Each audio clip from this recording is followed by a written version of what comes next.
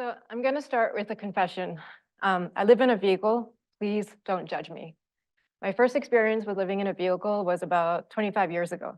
I was living in Whistler, working 2 minimum wage jobs. And unless I wanted to live with 6 roommates, which I did not, my housing options were limited.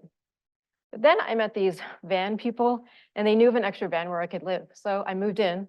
And despite the snow, the mice, and the frozen water in the morning, I discovered a type of freedom that made me feel alive. Needless to say, I've lived in a vehicle ever since with relative autonomy. That is, until the District of Squamish, where I live, passed a bylaw that outlaws people from sleeping in cars, which explains why I'm here today. So as you may have guessed, my research focuses on people who live in vehicles. I ask, how are vehicle residents positioned and regulated in society?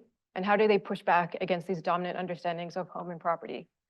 For those that don't know, these dominant understandings entail the idea that a home is fixed and you live in pursuing material economic wealth, paying rent and a mortgage, and otherwise you belong and you're deemed valuable. Anyone outside of this box, such as vehicle residents, are seen as homeless, and they are stigmatized as tax evading and dangerous, and socially and legally, they're marginalized from public spaces, as seen with the growing regulations that target vehicle residents.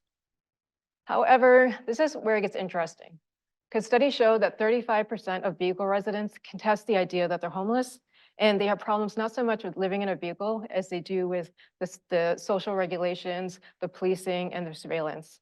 In fact, this helps explain why vehicle residents often resist state efforts to push them into shelters and housing.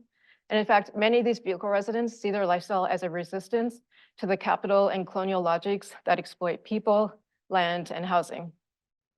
So as a result, my research draws from anti-capitalist and anti-colonial scholars in order to take a more critical view of how we see home and property.